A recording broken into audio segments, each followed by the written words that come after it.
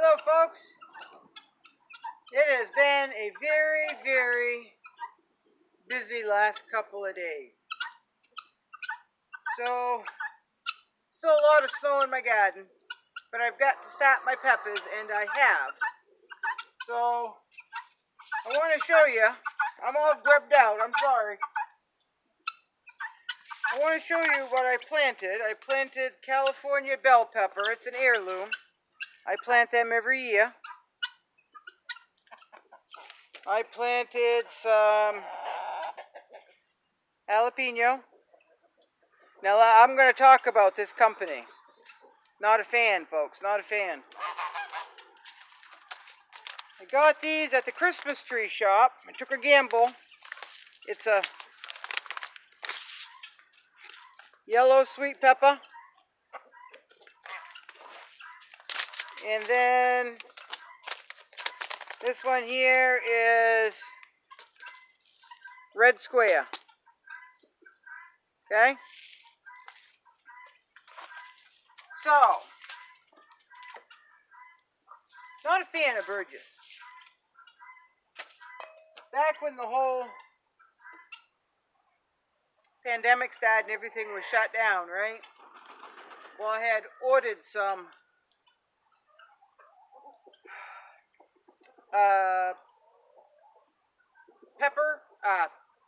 potato sprouts, right? Potato seed.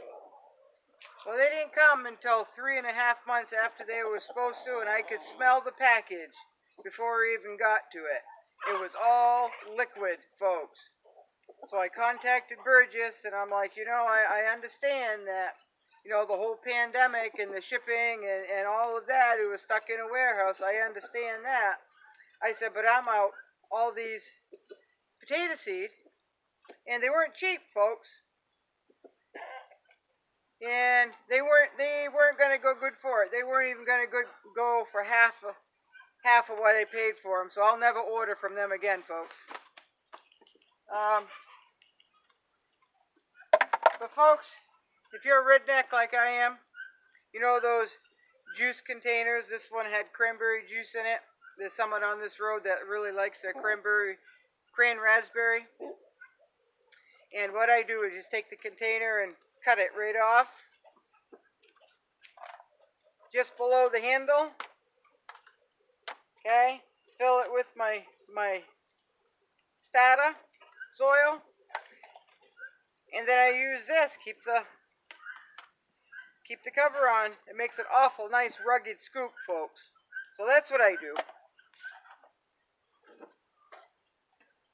You can also take a 2-liter soda bottle, and you can cut it about up to here or up to here, or the taller you get, the more it's going to tend to have a tendency to tip over, right? So I just cut it right up to here, and then I have a nice recycled seed starting container. I can put a tomato in there, right? A lot of people use the solo cups. I'm not a fan of these. They don't seem to hold up. You see, I just squished that a little bit and it cracked. Look at that. Cheap. But I had used this a couple of years, folks, so maybe that's why, but I'm going to use something that's going to last me more than a season or two. So I don't use these very often. Or you can get, this is a Schweppes diet tonic water, because I have a tendency to get awful Charlie horses. So I keep at least a case of this on hand at all time. It tastes awful, folks. It's nasty, but it works. 5 gulps and it works. But you can take this and you can cut it about from here down. There's another, you put soil in that. You can put a tomato seed in there and then tip it upside down and tap it, and then you can transplant it from there, right? So, been awful busy. I've got my peppers started. Those were my big ones, folks. But I still have so much snow in my garden. I did take a walk up there yesterday morning, and it was cold enough so I could stand and walk right on top of that that snow. But I couldn't find my buckets of seed starting soil. It was under the snow. So, but I had a bucket that I put under the house so it wouldn't freeze, so I could get it in case those did freeze down onto the ground. So, I have soil to start my seeds with. So, what do you do, folks? Now, I am going to be doing a talk-through video, a voiceover on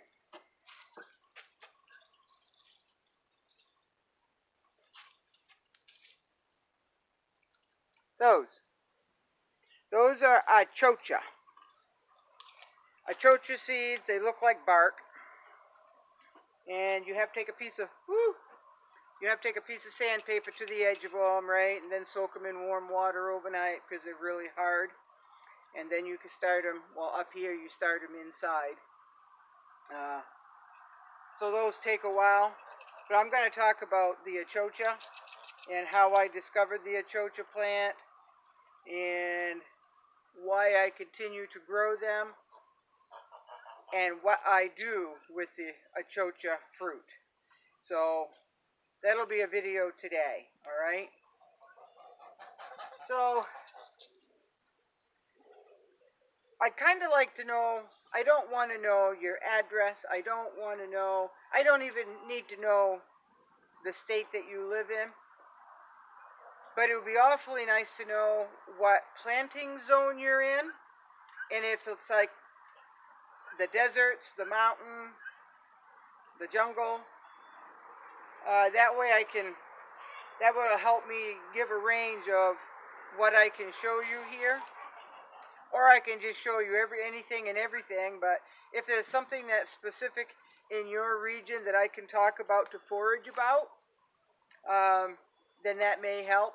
That may help for free food, right? So, people are waking up, folks.